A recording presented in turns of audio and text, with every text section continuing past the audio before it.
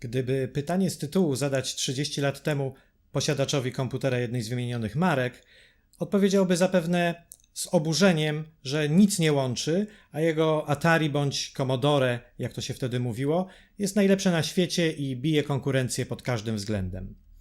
Wojny klanów to jednak temat na inny odcinek bitologii. Dziś opowiemy Wam o sieci FIDO, która pod koniec lat 80. ubiegłego stulecia połączyła użytkowników mikrokomputerów na całym świecie, trafiając również do Polski.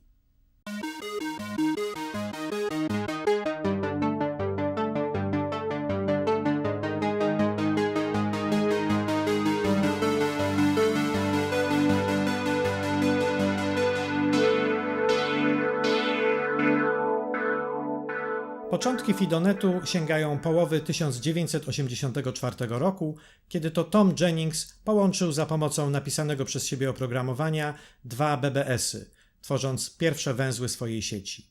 Komputery łączyły się ze sobą o określonej godzinie i wymieniały zebrane do tego czasu wiadomości.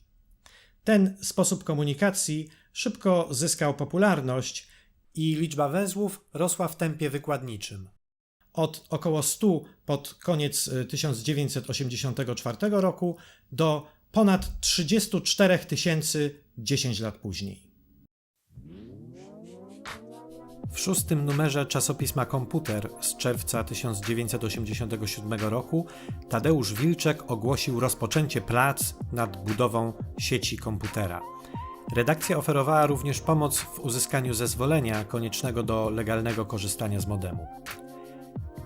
W tym miejscu trzeba nadmienić, że do połowy 1986 roku połączenie za pomocą sieci telefonicznej z wykorzystaniem modemu, nawet akustycznego, nie mającego galwanicznego, elektrycznego połączenia z siecią, było w Polsce wykroczeniem, zgodnie z obowiązującym prawem.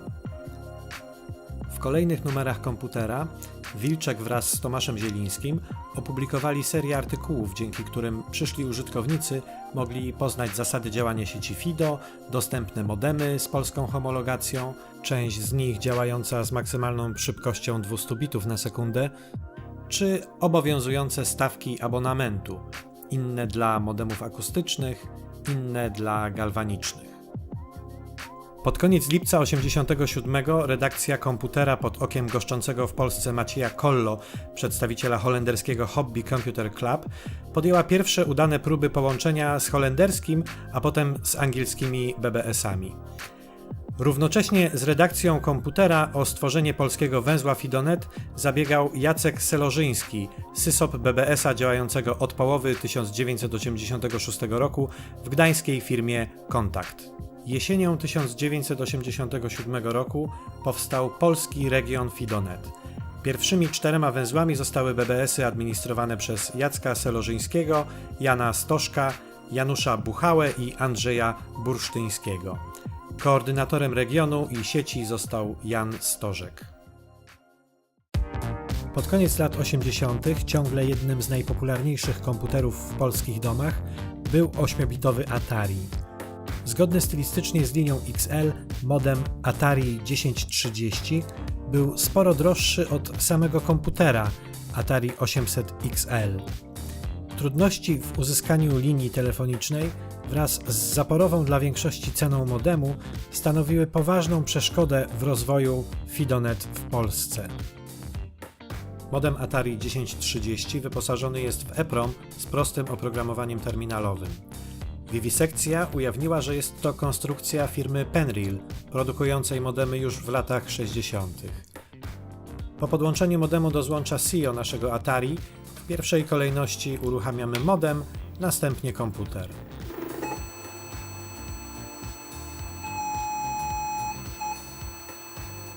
Po wysłuchaniu swoistego świstu trapowego wpisujemy komendę DOS, która w tym przypadku uruchamia program Modem Link. Szczęśliwi posiadacze modemu do małego Atari mogli łączyć się z BBS-ami z prędkością 300 bodów. Spójrzmy, jak wyglądały te pierwsze spotkania z siecią.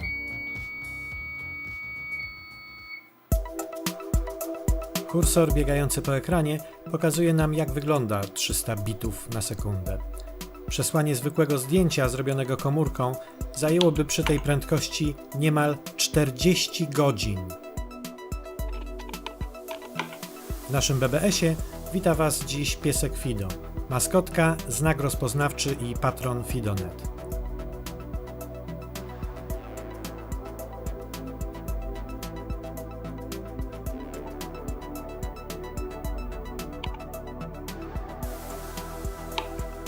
Modem Link nie obsługuje przesyłania plików, ale możemy wysłać e-maila do młodszego brata, Atari ST.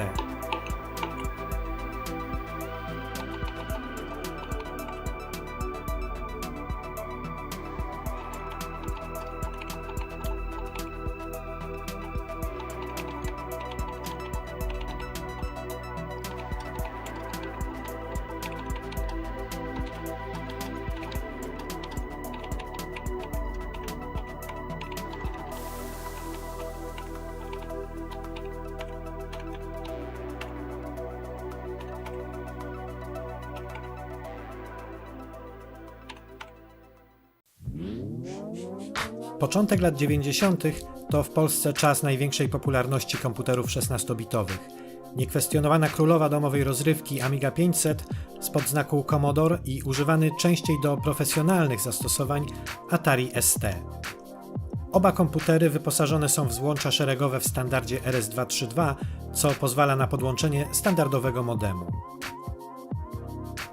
Do Amigi podłączyliśmy modem Sitecom DC003.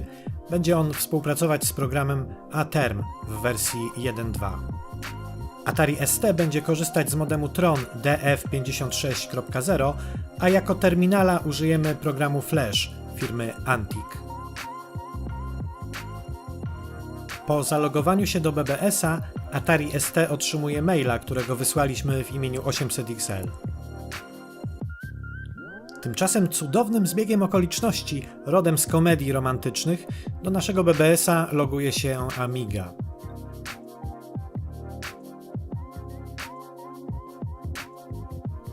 Oboje szybko znaleźli drogę do telekonferencji, dajmy im więc trochę prywatności. Z pomocą pieska Fido doprowadziliśmy do połączenia Atari ST z Amigą. Zatem misja zakończona sukcesem.